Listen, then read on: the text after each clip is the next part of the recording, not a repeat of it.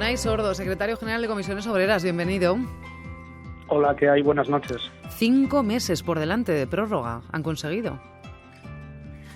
Sí, así es. Yo creo que era necesario este último impulso a los ERTE para superar lo que esperemos que sea la última fase de las restricciones de la pandemia que afectan a la economía y por tanto pueden afectar al empleo, y que concluya pues en lo que yo creo que está siendo una historia de éxito, ¿no? Que es que esta pandemia tan dura en los efectos económicos que ha tenido pues se esté solventando con una pérdida de empleo muy inferior a la de cualquiera de las crisis anteriores que hemos tenido, y que el 94% de los trabajadores que en su día estuvieron afectados por ERTE, esos más de 3,5 millones, pues ese 94% ya se ha reincorporado a sus puestos de trabajo, y apenas queda 250.000 que habrá que tratar también de que en su gran mayoría se incorporen en los próximos meses.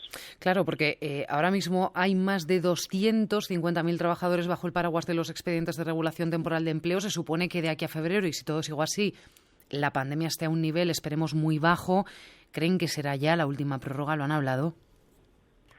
Bueno, no está hablado porque esto de la pandemia es mejor no precipitar mucho los pronósticos, pero bueno, en principio lo que parece lógico es que en la medida, como bien dices, que se recupere la normalidad sanitaria o que, la pandemia deje de afectar a la economía, este tipo de ERTEs pues no tengan más sentido, y eso sí, aprovechemos este tiempo para negociar una nueva fórmula similar a los ERTE, a mecanismos de flexibilidad de jornada, de adaptación de jornada, para en el futuro, en situaciones de normalidad de la economía española, tratar de sustituir los despidos por fórmulas distintas y cambiar un poco el patrón de funcionamiento de nuestro modelo laboral desde hace 35 años, ¿no? Que es una destrucción masiva de puestos de trabajo en cuanto la economía va un poquito floja.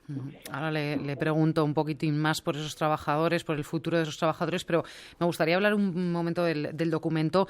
Han acordado finalmente ligar a la formación el esquema de exoneraciones en las cuotas a la Seguridad Social, salvo para las empresas de menos de 10 trabajadores. Había bastante fricción en esto. ¿Les parece bien? ¿Esperaban más? Bueno, es una forma de intentar evitar algo que a mí me parece que puede ocurrir, ¿no? Y es que no sea muy operativo el planteamiento de formación en un plazo tan corto, ¿no? Yo sinceramente lo digo, lo hemos acordado y para nosotros lo que se acuerda va a misa, pero yo creo que este planteamiento de dar esa formación debiera haberse hecho para los ERTEs ya estructurales que pactemos para el futuro, ¿no? Bien, ha habido un empeño en este sentido del Gobierno. A nosotros la idea de fondo no nos disgusta, es decir, a mí me parece un buen esquema, ¿no? Que cuando haya ERTEs y reducciones de jornada se pueda aprovechar para recualificar a los trabajadores. Creo que ahora es un tanto precipitado y no sé si va a ser operativo, y lo que hemos hecho pues es excluir a las empresas de menos de 10, en efecto, que creo que no tienen la capacidad logística de poder organizar la formación en este tiempo, y luego vincular más las exoneraciones a aquellas empresas que efectivamente puedan realizar la formación y exonerar un poco menos a las que finalmente no lo hagan. Bueno, yo creo que es un punto intermedio entre las distintas posiciones y por tanto pues está bien, porque es lo que ha dado pie a un acuerdo, pero a nosotros nos generaba dudas este esquema porque nos parece un tanto precipitado y no sé si un poco voluntarista, ¿no? Pero bueno, vamos a ver qué pasa. Se contempla además prorrogar un año el llamado contador a cero en las prestaciones por desempleo hasta el 31 de diciembre de 2022. Yo no sé si esto tiene que ver con una pregunta que nos acaba de dejar en Twitter un seguidor nuestro, también de la cuenta de comisiones, Bilu, dice: sí, pero hasta febrero, ¿qué cobramos? ¿Seguirán estando obligadas las empresas a tenernos en ERTE o la prestación?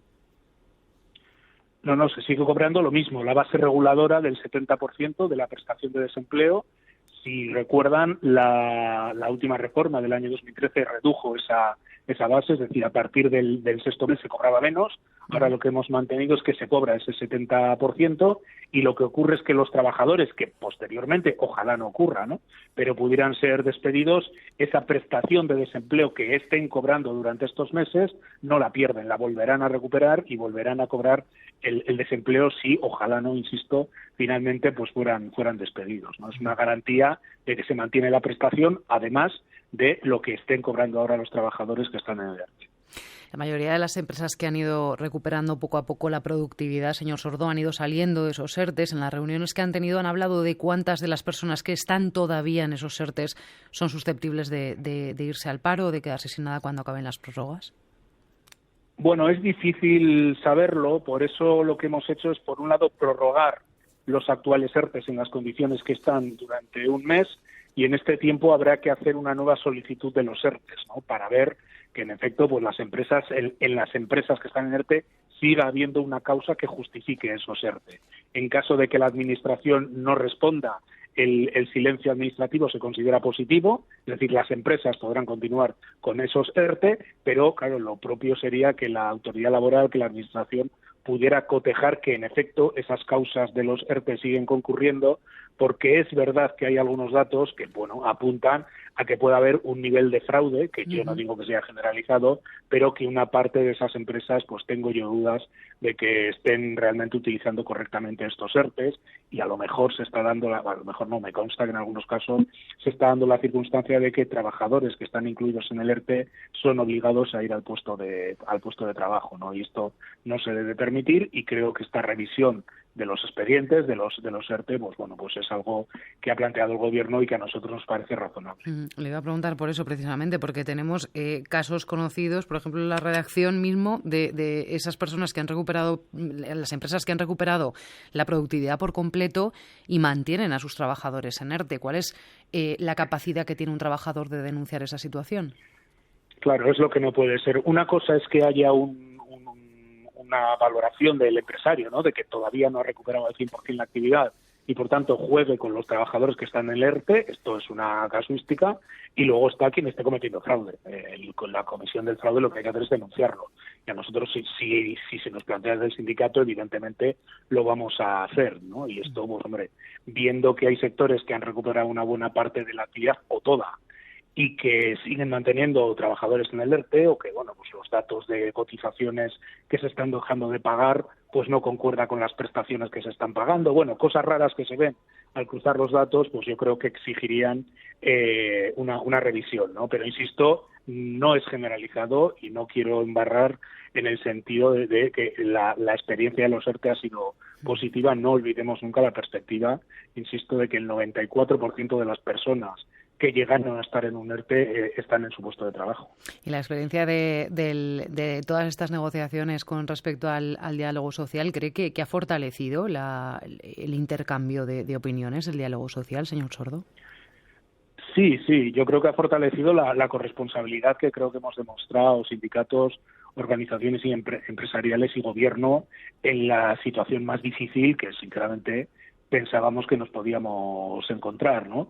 Lo que pasa que es verdad que ha sido un diálogo social de emergencia para hacer frente a una situación inédita, y ha sido un diálogo social que ha contado con muchísimos recursos públicos para sostener temporalmente el empleo y las empresas, ¿no? Y yo, en Comisiones Obreras, somos perfectamente conscientes que en la fase de diálogo social que tenemos por delante las cosas van a ser más difíciles. Estoy hablando de reforma laboral, de pensiones y otras, ¿no?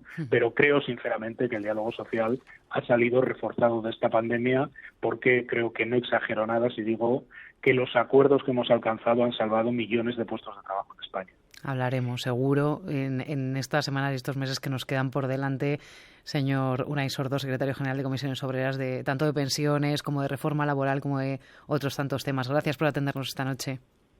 Gracias a ustedes. Hasta luego.